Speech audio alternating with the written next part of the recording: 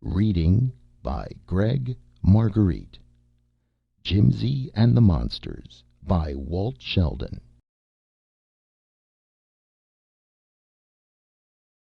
Hollywood could handle just about anything, until Mildoom's machine brought in two real aliens. Mr. Maximilian Untz regarded the monsters with a critical eye. Script girls, cameramen, sometimes even stars quailed under Mr. Untz's critical eye.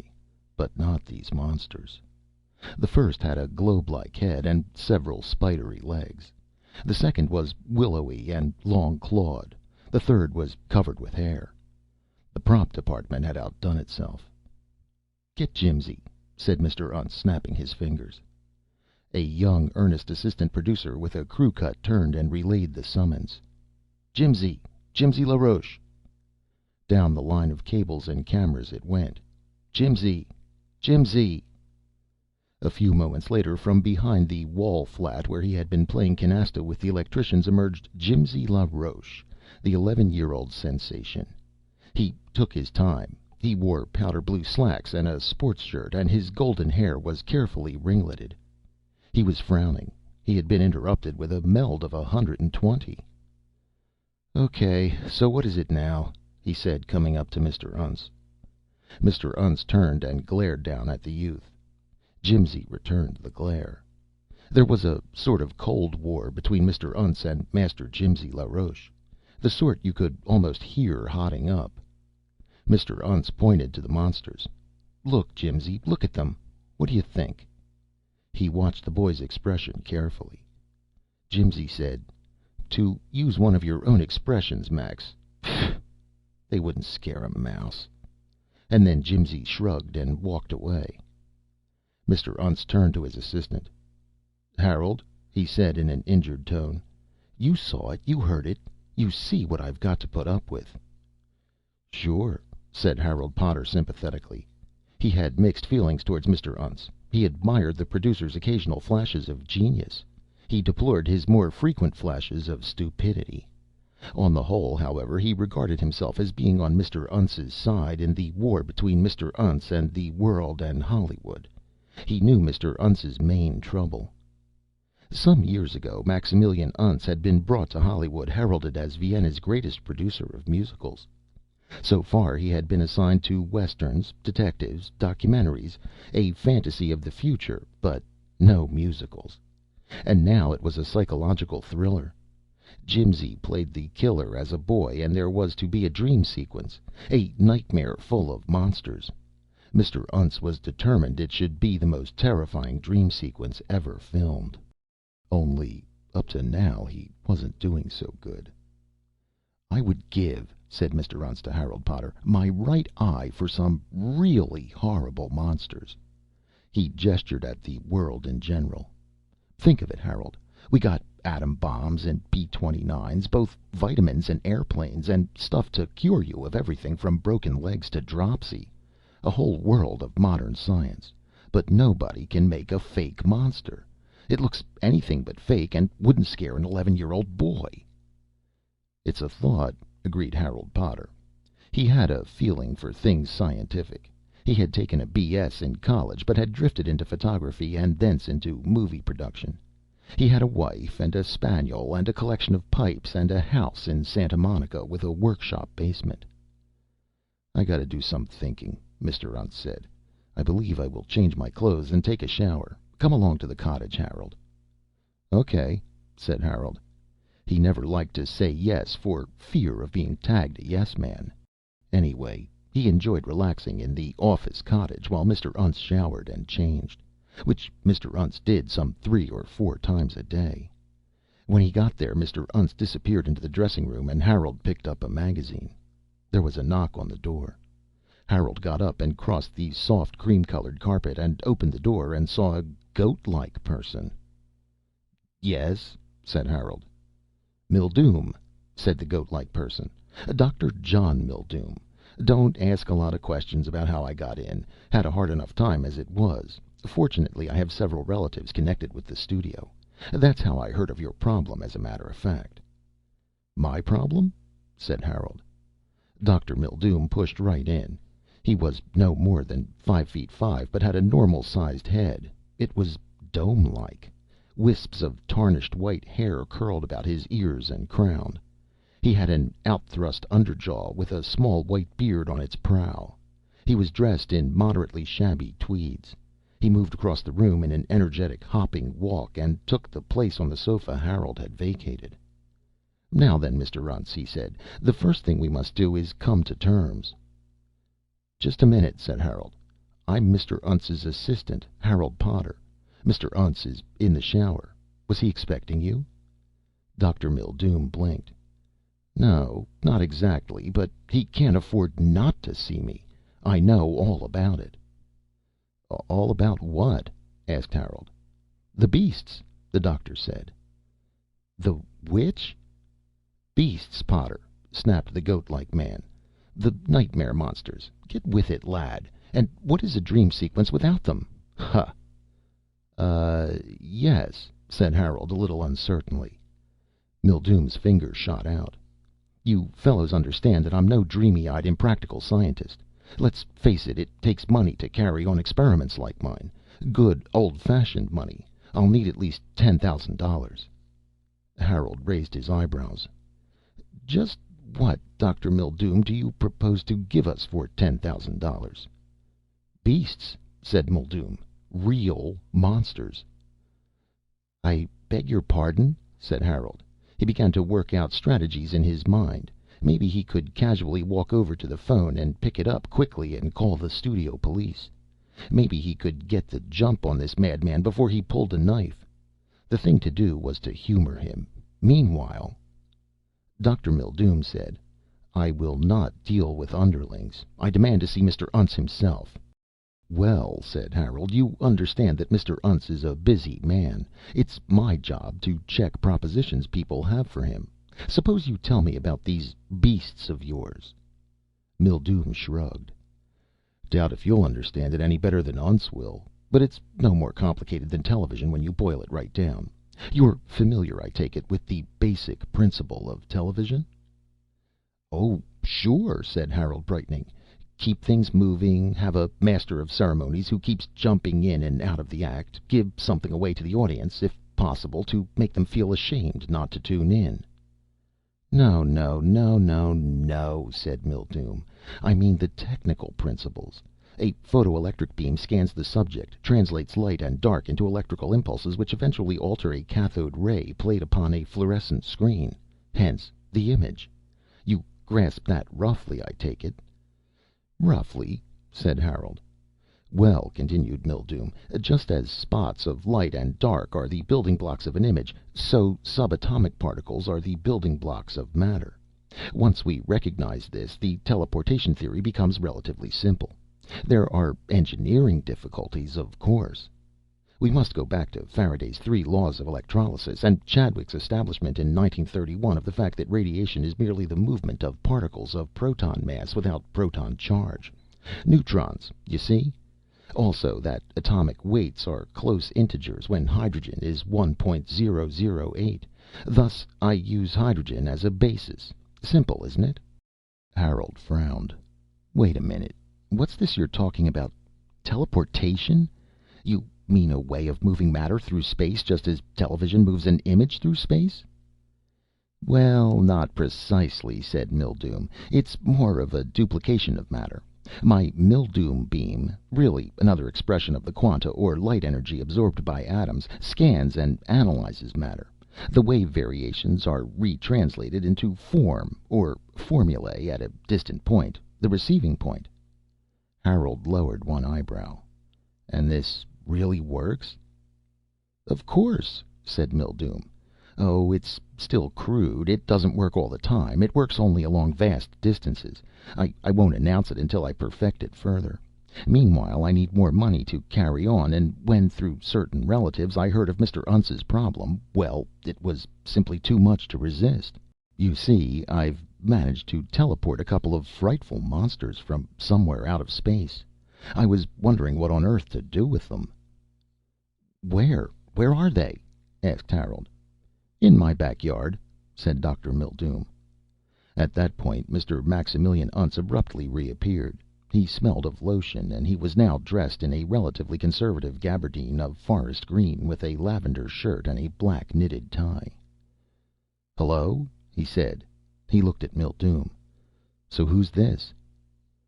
"He says he has monsters for the dream sequence in his backyard," explained Harold. "Real ones."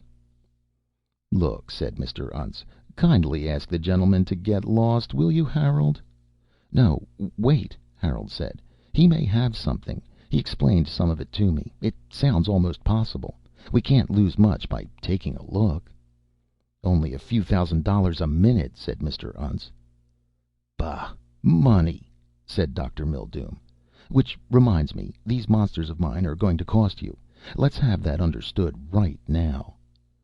Mr. Untz's eyebrows went up. This kind of talk he understood. He reached into the side pocket of the gabardine for his cigarette case. He kept a separate gold case in each suit. "Yow!" said Mr. Untz. His hand came out of the pocket with a small green snake in it. "Drop it! Stand back!" said Harold, being cool. "Don't worry about it," said Dr. Mildume in a calmer voice. He was blinking mildly at the snake. "It's merely an ordinary species of garden snake, sometimes erroneously called garter snake. Curious it should be there." Harold looked at Dr. Mildume sharply. "This teleportation of yours wouldn't have anything to do with it by any chance?" "Of course not," snapped Mildume. "I know how it got there," said Mr. Untz, his jowls trembling. He had already dropped the snake. "A certain child star whose initials are Jimsy LaRoche. Last week he gives me a hotfoot. Monday a wet seat, soaked newspapers in my chair under one thin, dry one. Yesterday a big frog in my shower. I should take that brat over my knee and spank him to his face." Of course," said Dr. Mildume, without much interest in the topic. "Shall we go to inspect the monsters now?" Mr. Untz thought it over, only long enough to keep himself within the time limits of a man of decision. Then he said, "Okay, so we'll go now." They passed Jimsy LaRoche on the way out. He was drinking pineapple juice and sitting with his tutor, studying his lines. He smirked as Mr. Untz passed. Mr. Untz scowled back, but didn't say anything. In Jovian silence, he led the way to his car. It turned out to be a longer ride than they had expected. Dr. Mildume lived in 29 Palms, and as Mr. Untz explained it, this was too short for an airplane and too long for an automobile. Mr. Untz was not in his best humor when they stopped before Dr. Mildume's stucco and tile roof house. Mildume directed them immediately to a walled-in patio in the rear of the place. A shed roof covered one side of the patio, and under it were racks of equipment. Harold recognized banks of relays, power amplifiers, oscillographs, and some other familiar devices. There were also some strange ones. Mildume waved his long fingers at it all. "My teleportation setup is entirely too bulky so far for practical use, as you can see." "Umph," said Mr. Untz, eyeing it. During the drive, Dr. Mildume and Harold had explained more to him about teleportation and the monsters, and he was more doubtful than ever about the whole thing. "So let's see the monsters," he said now. "Time is fleeting." Mildume went in his hopping step across the patio to a huge tarpaulin that covered something square and bulky. He worried the tarpaulin away. Two steel cages stood there. "Sacred carp!" said Mr. Untz. Two somethings were in the steel cages. They were both iridescent, greenish gray in color. They had globular bodies, no discernible heads, and eyes on stalks growing from their bodies. 3 eyes apiece, if they were eyes. Anyway, they looked like eyes. Sweeping fibrillae came down to the ground and seemed to serve as feet. Great saw-toothed red gashes in the middle of each body might have been mouths. "They're real? They're alive?" said Harold Potter hoarsely. That was the thing about them. They had the elusive quality of life about them, and of course they were thus infinitely more terrifying than the prop department's fake monsters. "They're alive, all right," said Dr. Mildume chattily. Took me quite a bit of experimenting to discover what to feed them. They like glass, broken glass. They're evidently a silicon rather than a carbon form of life." "This I'll buy," said Mr. Untz, still staring. "Of course," said Mildume. I knew you would.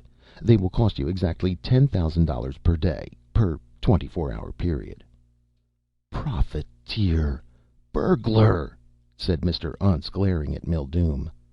Mildume shrugged. There was an abrupt, high-pitched squeak. Harold stared at the monsters. The smaller one was quivering. "They do that when they're angry," Dr. Mildume said. "Some sort of skin vibration. This smaller one here seems to take the initiative in things. Must be a male. Unless there's a female dominance, as in birds of prey, whichever these things come from.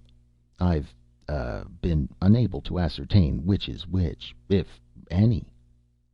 Mr. Untz frowned suddenly. "Look, just how dangerous are these things?" "Don't know exactly," said Dr. Mildume. "A pigeon got too near the cage the other day. They seem to enjoy it. Although, as I say, their staple appears to be silicon forms. I carelessly set a Weston analyzer too near them the other day, and they had it for lunch." "If they're too dangerous," began Mr. Untz. "What if they are?" said Mildume.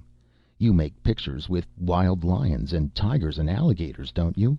Seems to me you can find a way. I don't recommend letting them out of the cage, however." Mr. Untz nodded and said, "Well, maybe we can get Etienne Flaubert to do something with them. He's the animal trainer we call on. Anyway, Untz always figures something out. Only that's why I like musicals better. There isn't so much to figure out, and you can play Victor Herbert backwards and get new tunes out of him. So, anyway, we'll get a truck and get these monsters to the studio right away." It was arranged. It was arranged with utmost secrecy, too. There were other studios, after all, and in spite of their wealth of creative talent, it was easier to steal an idea than cook up a new one. Atom bomb secrecy descended upon the Crusader Pictures lot, and most especially upon Sound Stage 6, where the dream sequence for the psychological thriller Jolt was being filmed. Even Jimsy LaRoche, the star of the picture, was excluded from the big barn-like stage. Mr. Untz prepared to get his first stock shots of the beasts. There were gasps and much popping of eyebrows when Dr. Mildume, who had come along as technical advisor, removed the tarpaulins from the cages.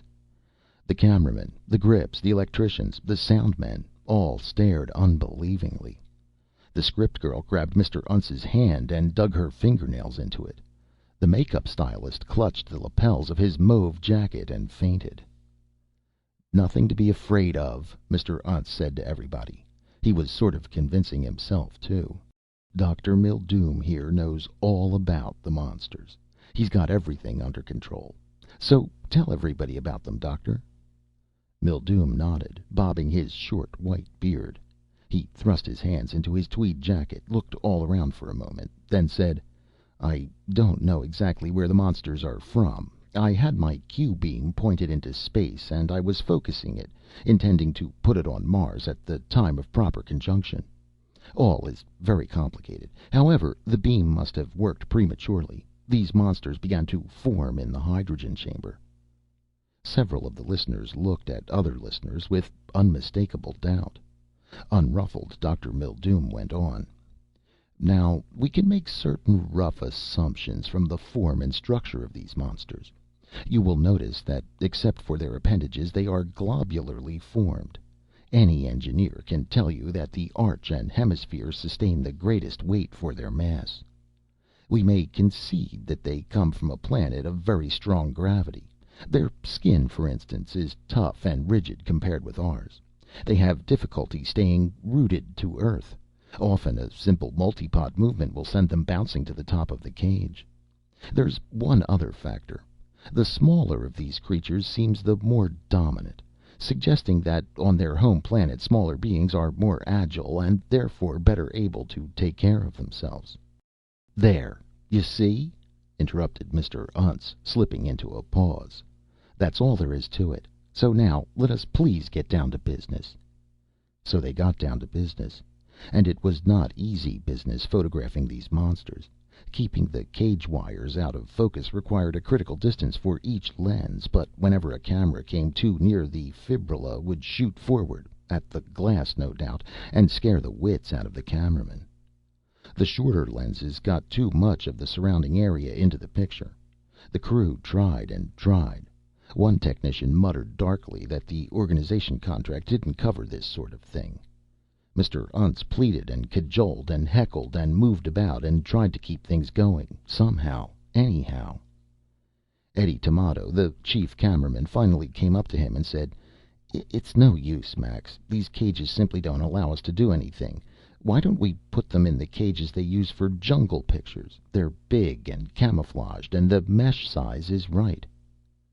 "So maybe we'll have to do that," said Mr. Untz.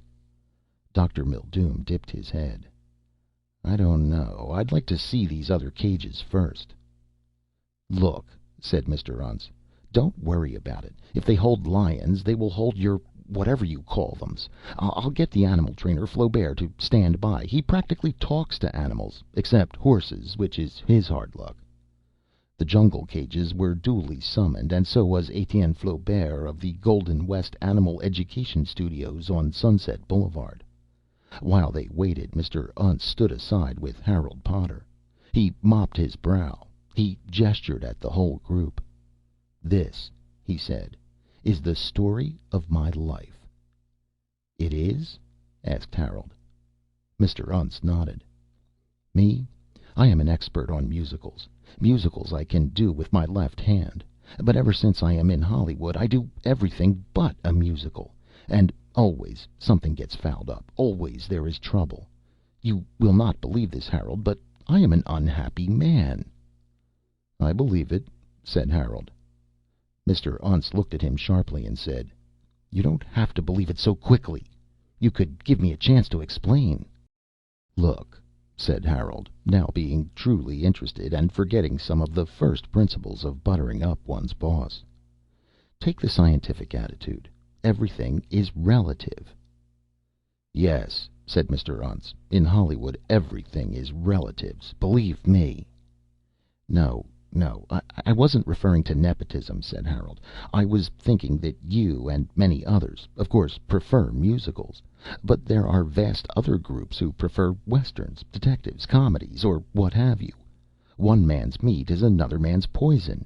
But nourishment stays the same principle. The artistic demands still hold, and a good picture is a good picture, whatever its field. Now, if you, as a producer, can shift to the other fellow's viewpoint, find out why the thing that terrifies you amuses him, or vice versa." "Harold," said Mr. Untz, not without suspicion, "are you an assistant producer or a philosopher?" "Sometimes, to be the one," sighed Harold, "you have to be the other." The big jungle cage arrived presently. While it was being set up, another assistant came to Mr. Untz and said, "Jimsy LaRoche is outside yelling to get in, Mr. Untz." Mr. Untz whirled on the assistant and said, "Tell that overpaid brat, who I personally didn't want in my picture in the first place, tell him in the second place, the President of the United States could not get in here this afternoon. No, wait a minute, that wouldn't mean anything to him. He makes more money than the President. Just tell him no." "Yes, sir," said the assistant. He left. About then the animal trainer, Etienne Flaubert, was admitted. He walked right up to Mr. Untz. Flaubert was nearly 7 feet tall. He had tremendous shoulders, and none of it was coat padding. He had a chest one might have gone over Niagara Falls in. He had a huge golden beard. When he spoke, it sounded like the bass viola section of the Los Angeles Symphony tuning up. He said to Mr. Untz, "Where are these monsters I hear about? I'd like to see the monster that isn't just a big kitty like all the rest. Big kitties, that's all they are. You gotta know how to handle them." Mr. Untz led Flaubert to the cage and said, "There." Flaubert gasped. Then he steadied himself. The monsters had been maneuvered into the bigger cage by now. Dr. Mildoom had enticed them with broken electric light bulbs and slammed the drop doors behind them by a remote control rope. They had finished their meal of glass. They were curled in a corner of the cage now, tentacles wrapped about each other, squeaking contentedly. Flaubert recovered a bit. "Kitties. Just big kitties," he growled. Eddie Tomato called, "Hey, Max, we'd like to get him in the center of the cage for a shot." He was gesturing from the camera boom seat. "Only moving around, looking fierce." "Can you do it, Flaubert?" said Mr. Untz, turning to the big trainer. "Just big kitties," said Flaubert. He had brought his own whip and blank cartridge pistol. His assistant stood by with a .30-30 rifle. Dr. Mildume opened the door quickly, and Flaubert slipped into the cage. "Okay, get set, everybody," yelled Mr. Untz. People scurried. An attendant switched on the warning light and rocker arm that warned people outside of the stage not to barge in. "Quiet!" yelled Mr. Untz. "Quiet! Quiet!" yelled several assistants. The order went down the line, through channels. And there stood Etienne Flaubert, huge and more or less unafraid, in the middle of the cage. The monsters in the corner began slowly to uncoil their tentacles from about each other. Their eye stalks rose and began to wave slowly. Their red saw-toothed mouths worked into pouts, gapes, and grins. The smaller of the two suddenly shuddered all over. Its angry chirping noise shrilled through the sound stage. Its tough skin vibrated, blurred. It sprang suddenly to its multipods and charged Flaubert. Flaubert screamed an unholy scream. He threw the chair and the whip and the gun at the monster and drove from the exit. Dr. Mildume opened the cage door with his rope, and Flaubert went through it, himself a blur. The monster in his wake slammed into the door and stayed there, trembling, still chirping its rage. "Holy gee, what kitties!" said Flaubert, pale and sweating. Mr. Untz groaned. "I got some of it," yelled Eddie Tomato from his camera. "It was terrific, but we need more." Then, simultaneously, there were several loud screams of alarm. Mr. Untz looked at the cage again. The smaller monster had found a crack and was moving the cage door and squeezing through. "Harold!" shouted Mr. Untz. "Do something!" Harold stepped forward. "Back, everybody," he said in his best calm voice. "Walk, do not run. To the nearest exit." The second monster was already vibrating across the cage, and the smaller one was holding the door open for it. Dr. Mildume had tried to maneuver the control ropes to close the door again, but hadn't been able to work them. And now he had left his post. Harold pointed to the man with the rifle and said, "Fire." The rifleman fired. Nothing at all happened. He fired several times more. The monsters didn't even jerk when the bullets hit them. They're impervious yet," cried Mr. Untz. After that, it was every man for himself. Moments later, Harold found himself outside of the sound stage and on the studio street, bunched with the others and staring at the thick, closed door. Nobody spoke. Everybody just thrummed silently with the knowledge that two alien monsters were in there, wreaking heaven knew what damage. And then, as they stared, the thick door began to open again. "It isn't locked," breathed Mr. Untz. "Nobody remembered to lock it again." A tentacle peeked out of the crack of the door. Everybody scattered a second time. Harold never remembered the order in which things happened amidst the confusion that followed. It seemed he and Mr. Untz ran blindly, side by side, down the studio street for a while. It seemed all kinds of people were also running, in all kinds of directions. Bells were ringing. Sirens blew. A blue studio police car took a corner on two wheels and barely missed them. Harold had a glimpse of uniformed men with drawn pistols. They ended up somehow at Mr. Untz's office cottage. They went inside, and Mr. Untz locked the door and slammed his back to it. He leaned there, panting. He said, "Trouble, trouble, trouble. I should have stayed in Vienna. And in Vienna I should have stayed in bed." The door of the shower and dressing room opened, and Jimsy LaRoche came out. He had a number of snails in his outstretched hand, and he coolly kept them there, making no attempt to conceal his obvious purpose in the shower. He looked directly at Mr. Untz, with his dark, disconcerting 11-year-old eyes, and said, "Well, Max, what goof off did you pull this time?" "You!" roared Mr. Untz, whirling and shooting a finger at the child star, a focusing point for all his troubles at last. His jowls shook. "You, Jimsy LaRoche," he said, "are going to get your first old-fashioned spanking on the bottom. From me. Personally." He advanced toward the boy, who backed away hastily. Jimsy began to look a little frightened.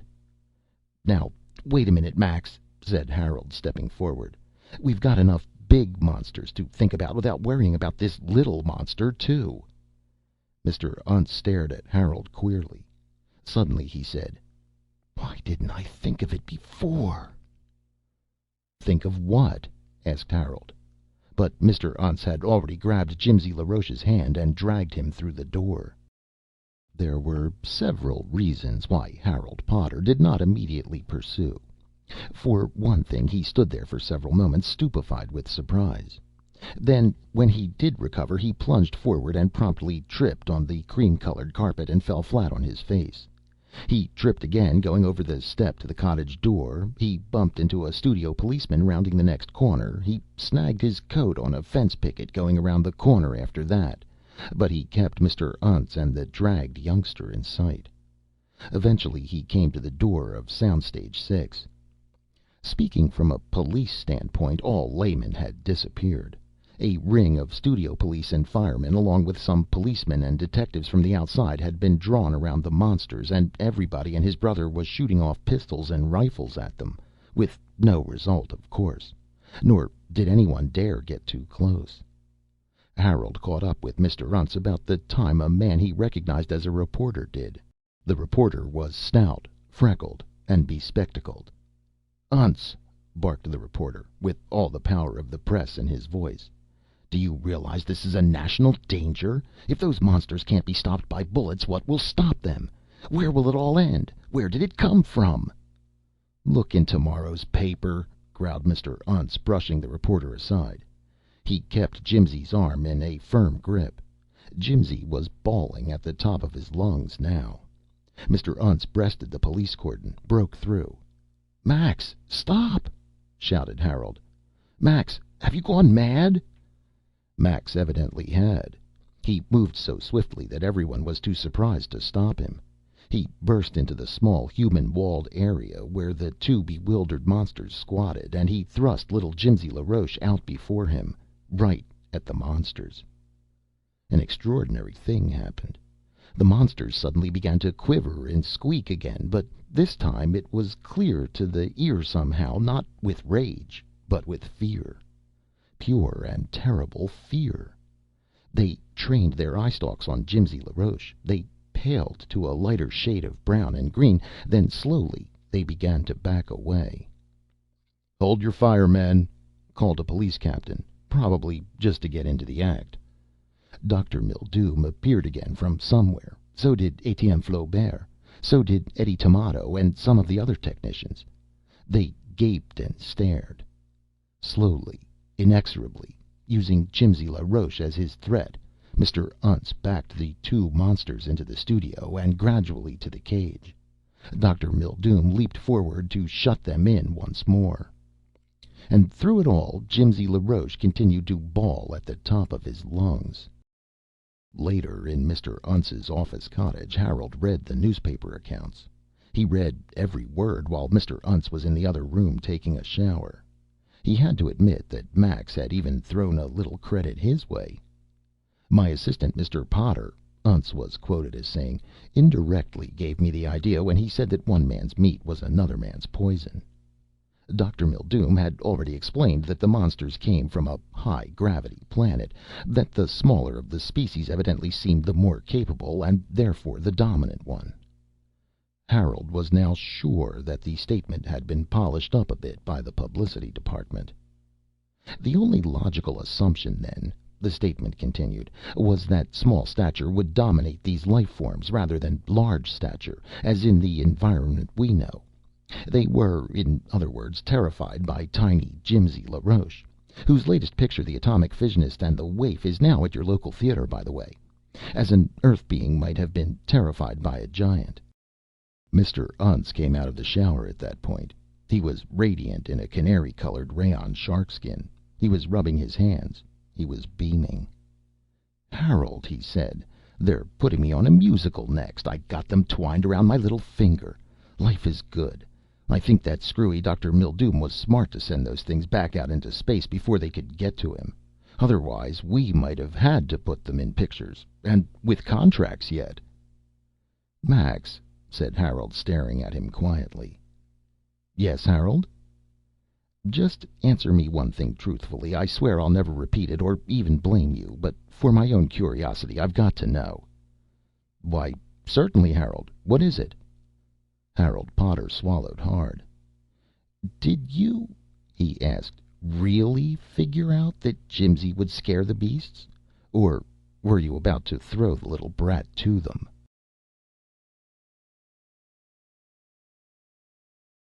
End of Jimsy and the Monsters by Walt Sheldon.